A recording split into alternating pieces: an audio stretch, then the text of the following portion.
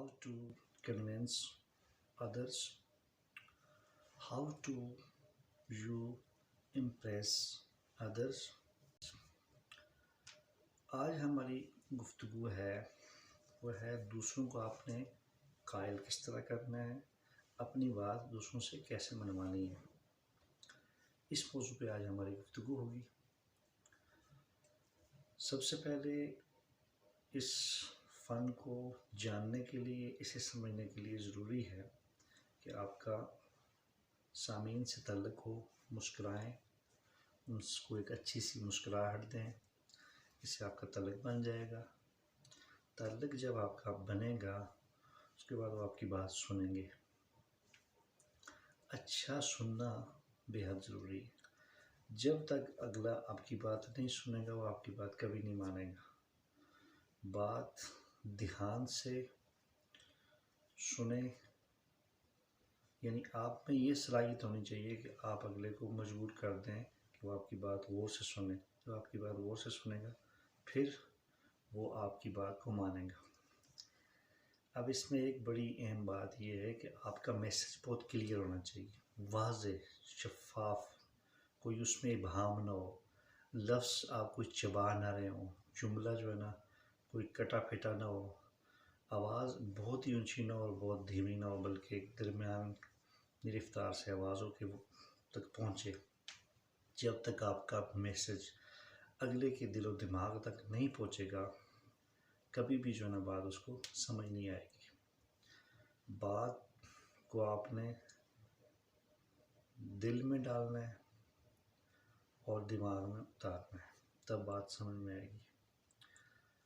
अब हम आते हैं इस तरफ कि आपकी अथॉरिटी होनी चाहिए, जिससे जो है ना लोग देख के मुतासर हों और वो आपकी बात को सुने और माने। अथॉरिटी जो है ना आपके लिबास से भी ज़ाहिर होती है, आपकी शख्सियत से, आपकी चाल ढाल, वज़ाक़त से भी ज़ाहिर होती है। तो अगर आप जिस हुलिये में होंगे उसी हुलिये में आपकी बात को जो है देखा जाएगा। आप समझ लीजिए कि आप किसी जो है ना ऐसे हुलिये में हैं, मज़दूरों की तरह हैं। मज़दूरों के हुलिये में तो आपकी बात नहीं मानी जाएगी। अगर आप मिस्त्री के हुलिये में हैं तो बतौर मिस्त्री आपकी बात मानी जाएगी। टीचर हैं, ट्रेनर हैं, जिस हुलिये में भी होंगे आप, प्रोफेसर हैं, तो आपकी बात मानी जाएगी। इसलिए हुलिये को दुरुस्त रखें, आप अपनी फील्ड से मुतल्लिक़ रखें। अगर आप उलमा हैं तो फिर आपका हुलिया उलमा वाला होना चाहिए, प्रोफेसर हैं प्रोफेसर वाला होना चाहिए। तो ये ज़रूरी है कि आपको उस फील्ड में अथॉरिटी माना जाए जिसमें आपने अपनी बात मनवानी है। तो अगर आपको अथॉरिटी नहीं माना जाएगा या अथॉरिटी आप नज़र नहीं आएंगे तो आपकी बात कोई तस्लीम नहीं करेगा। इसी तरह बात मनवाने के फ़न में नफ्सियात का जानना भी बहुत ज़रूरी है कि आपको सामीन की नफ्सियात पे अबूर हो, उनके कल्चर पे, उनकी जो है तहज़ीब माशरे पे, उनके रहन सहन का भी आपको अंदाज़ा हो। और आपको मैं एक स्टडी केस भी बताता हूँ।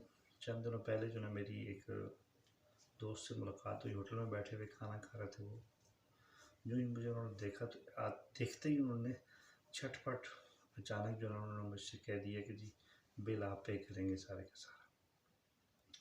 अब मेरे लिए जो है ना बड़ी अजीब बात थी कि वो जो है ना मुझे कायल नहीं कर सके, बात मनवा नहीं सके। तो हुआ ये कि उनसे जल्दबाजी में ये बात हो गई। कोई बात नहीं थी, बिल पे करना इतना मसला नहीं था। मसला ये होता है कि जब तक आपका ताल्लुक़ ना बने, आप इज़्ज़त नहीं देंगे, दूसरे को एहतराम नहीं देंगे, काम बिगड़ जाएगा आपका। मैं उनका जो ना बिल दे सकता था, वो एक अच्छी पर्सनालिटी है, समझदार हैं, लेकिन वो मुझे कन्विंस नहीं कर पाए, मुझे कायल नहीं कर पाए। उसकी वजह उनसे मेरे ख़्याल में ये गलती हुई कि उन्होंने मुझसे ताल्लुक़ नहीं बनाया।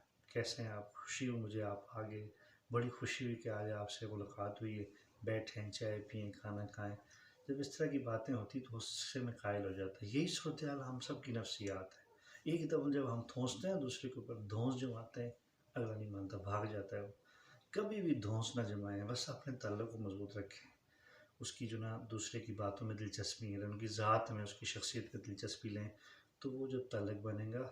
याद रखें, दोस्त को खिलाया जाता है, मेहमान को खिलाया जाता है, اجنبی لوگوں کو نہ کھلایا جاتا ہے نہ گھر میں بٹھایا جاتا ہے۔